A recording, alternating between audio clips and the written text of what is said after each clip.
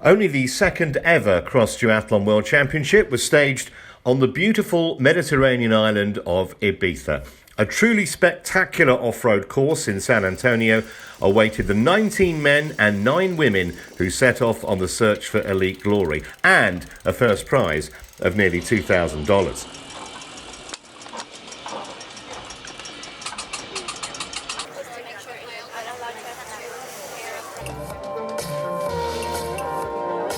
The opening 5.8 kilometre run began in the town. Harmless enough, you might think, but the terrain was about to get a lot tougher.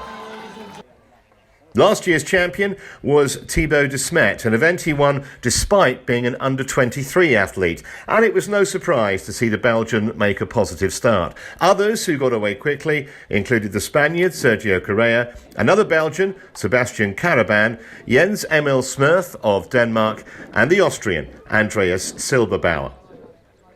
You can see just how tough this is. You have to be very careful watching your feet going down those steps and along the wooden slats here. 4 men were together pretty close to the front. Slurf going well early along with Correa of Spain, but already, even after just a short time of running, you can see the separation that's occurred in this race. It is a really tough test. Monzonis there, one of the under-23 athletes who are finding it pretty tough going. Very warm. Temperatures in the mid-20s centigrade, just above mid-70s on the Fahrenheit scale. Although some of the bikers you'll see later was actually in the shade of the pine trees.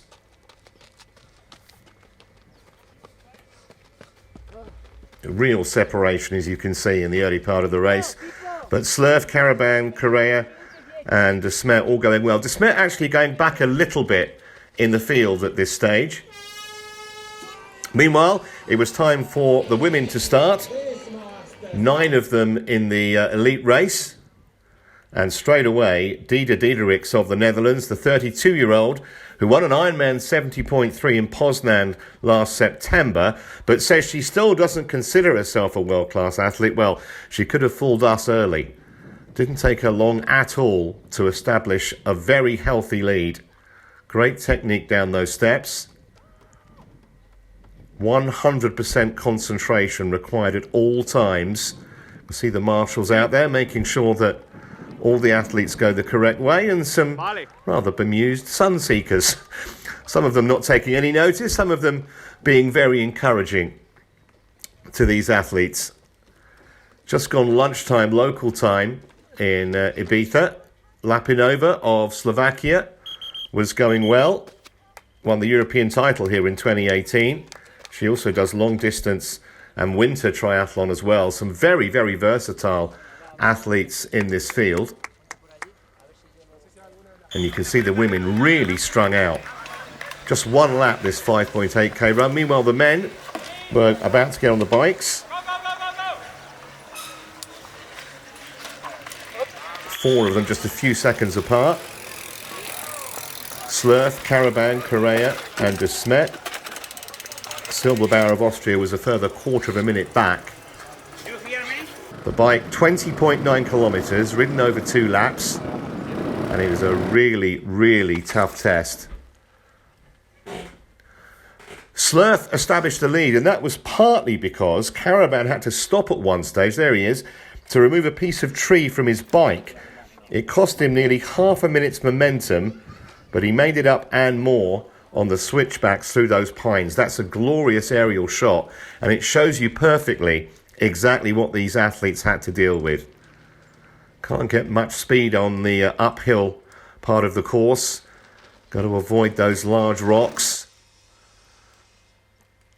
Excellent technique being shown by these riders, and terrific work from Carabin to get back to the leader despite having to stop for nearly half a minute. Silberbauer riding just behind Correa. Meanwhile, in the women's race, Diedericks was in a class of her own. 36 seconds clear of any other woman on the first run.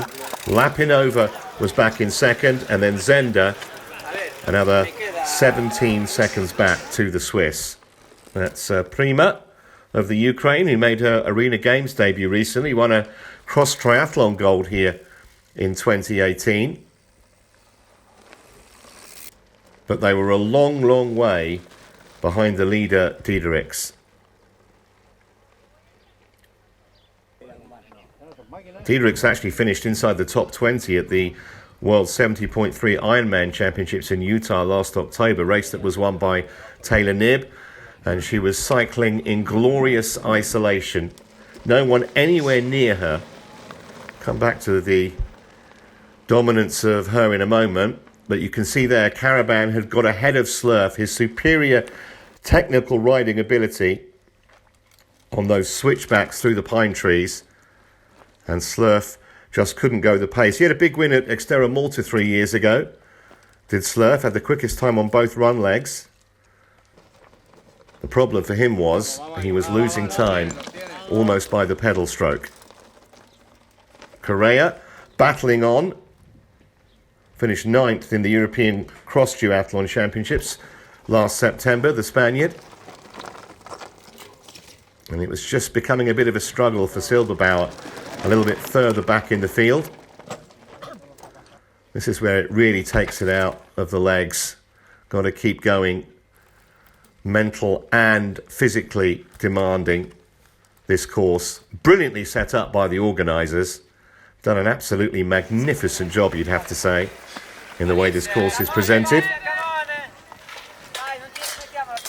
So when they came off the bike, Carabin had a 30-second lead over Alessandro Saravale of Italy, who'd moved into second, and he was now some 17 seconds ahead of Slurf, who was back in third, although, as I mentioned, the run is his strongest discipline. Another glorious aerial shot, but no time at all to admire the scenery for these elite athletes. Diedericks just in a class of her own. Former cross triathlon and duathlon national champion, so versatile. Look at the way she's cornering, absolutely superb. Actually had a puncher towards the end of her second lap, but even that didn't slow down the flying Dutch woman, who was showing the rest of the field a clean pair of tyre tracks.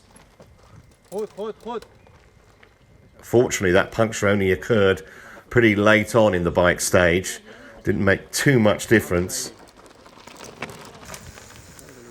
And every other woman in the field was just struggling to get anywhere close to her. So on that downhill section and away on the run, astonishingly, she rode nearly 6 minutes quicker than any other woman, fast becoming something of a procession in the women's race. The battle really was for silver and for bronze. Meanwhile, in the men's event, Carabin had enough to last on the run, even though Slurf did make up some time. The Dane managed to get past Saravale, and he would claim the silver with the Italian for bronze.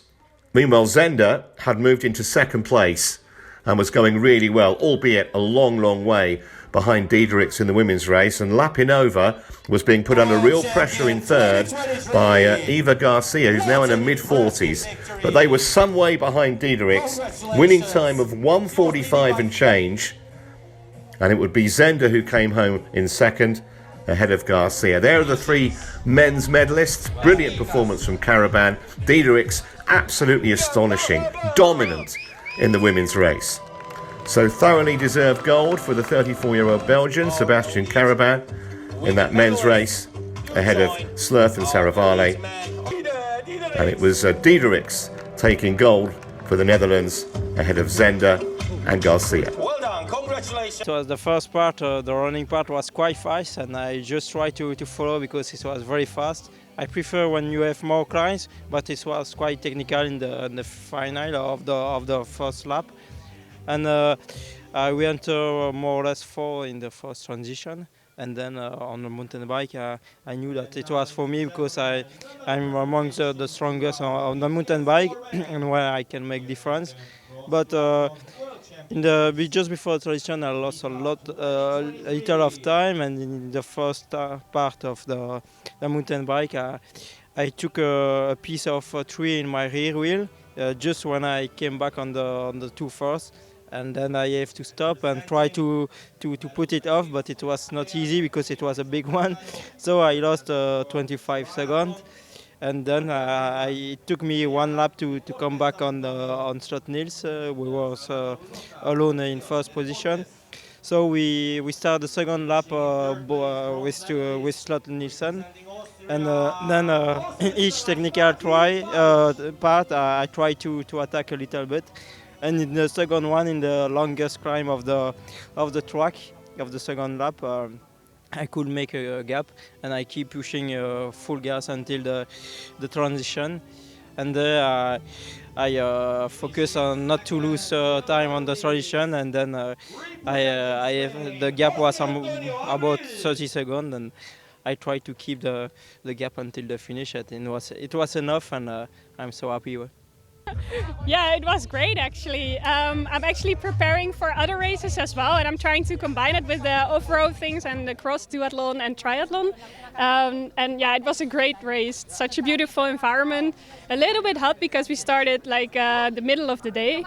But yeah, I managed. I think that's the biggest part for this race. You need to manage yourself and stay cool and cool yourself. Each of those sections, it was a one-lap run. It had very significantly different sections. The bike was kind of separated into three parts. Which were the most challenging bits out there? Well, for the first run, there were two unsafer sections near the sea. You had some rocks you sort of needed to jump, and there were stairs out of the stones of the rocks, so it was slippery as well. But I tried to sort of do that as quick as possible because I knew a lot of girls wouldn't take the risk. So that was sort of a gamble. And for the bike, yeah, I really put my money on the steeper uphill sections because I know I can push some watts, and I'm not that technical. So yeah, apparently it worked out very well. And a few scars to prove it as well on the bike. So yeah, you had a bit of an incident with a flat, but just managed to ride it in? Yeah. I had a flat tire in the last round of the bike course, but I managed. It was 0.5 bars, and it's great for downhill sections because you have more traction, but for the flat parts on the end, I really needed to come out of the saddle, and I tried to manage it, and I'm very happy that it worked out. So congratulations, great race. Thank you so much.